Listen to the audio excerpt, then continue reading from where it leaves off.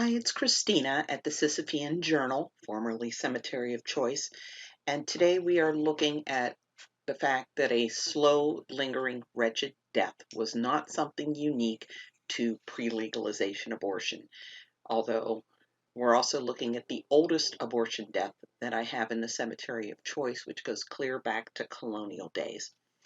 So the most recent death was in 1992, where a young woman named Rhonda had a safe and legal abortion performed by Dr. J. Levin at Malcolm Polis's Philadelphia Women's Center.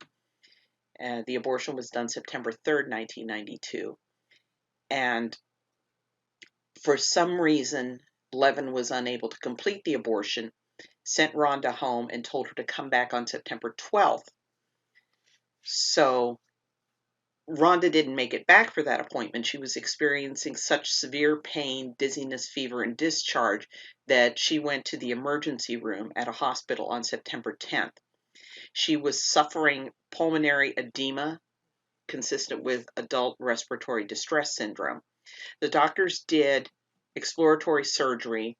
They did a dilation and evacuation, which is they actually finished the abortion. That didn't help.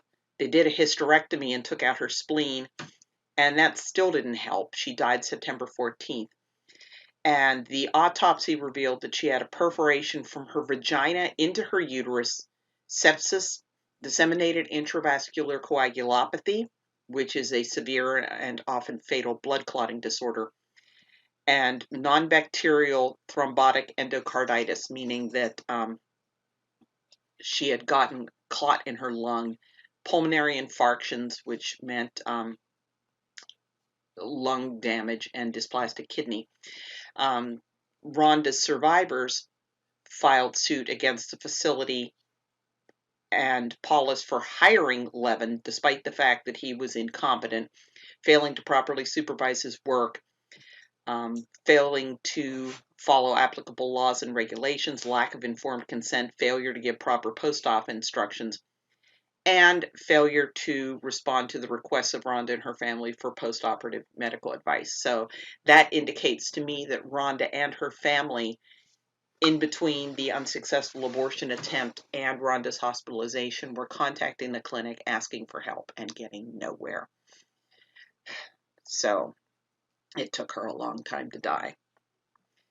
Then we moved back to 1928 in Chicago, and I have not been able to find much. It looks like this is one of those cases of a lay abortionist that had a physician's support. On September 14th, 1928, a 20-year-old woman named Stella died. A woman named Loretta Ribicki, who was identified as a massager, was held by the coroner for murder, and Dr. Nicholas Kalinowski. Dr. Nicholas Kalinowski was held as an accessory, and Ribicki was indicted for felony murder on November 15th. I've been unable to find anything more about this case. Like, share, subscribe, so I can go to Chicago. And then we have got more of Lucy Hagenow's work. And I did a video 2 days ago about what I uncovered here. A young woman named Elizabeth had moved from Sturgeon Bay, Wisconsin to Chicago in the fall of 1924. On September 14th, 1925, she died at John B. Murphy Hospital from complications of an abortion perpetrated about a week earlier. She was 19 years old. Now, a woman named Alta Vale told the deputy coroner, Elizabeth roomed at 658 Roscoe Street. A week ago, she came to me and said she was very sick. I told her to stay at my home until she was better. Little by little, she told me her story. She had obtained a position as a clerk in a store. Some months ago, she began going out with a man. This man, she said, was responsible for her condition. She did not even know his name, she told me. However, a man named Lawrence Vale, who according to the 1930 census was Alta's husband, was identified by the coroner as being responsible for the pregnancy, and the coroner recommended his arrest, along with the arrest of Dr. Lucy Hagenow. Isn't she our favorite? She was held to the grand jury on a $20,000 bond, which is nearly $150,000 in 2020 dollars. But, surprise, surprise, surprise, Vail refused to give a statement, and the police were unable to gather enough evidence to prosecute. Elizabeth was the 17th of 18 abortion deaths that I've connected to Hagenow. And then we get the oldest case in the cemetery of choice. And this is the 1742 death of a young woman named Sarah. And her story is recounted extensively on the internet. But it began, predictably enough, with a lover who didn't love her enough to marry her once he got her pregnant. Now, her family rallied around her, trying to save both her life and reputation, but the die was cast. She was already in the middle of an herbal abortion. A Dr. John Hollowell came to treat her, shutting himself in the room with her on several occasions, but it didn't seem to help, and she breathed her last September 14th.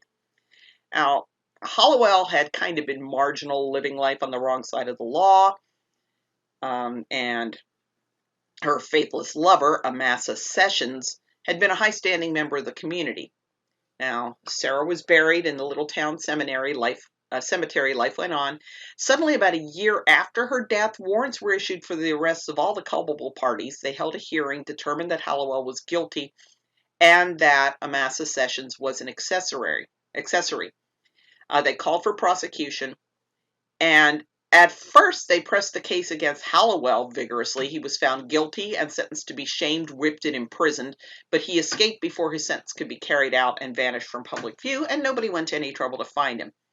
Amasa Sessions, on the other hand, regained his fine standing in the community, married, fathered a lot of children, and died at a ripe old age. And they put a laudatory inscription on his headstone. And less than 25 feet away lay Sarah, nearly 50 years dead and evidently forgotten.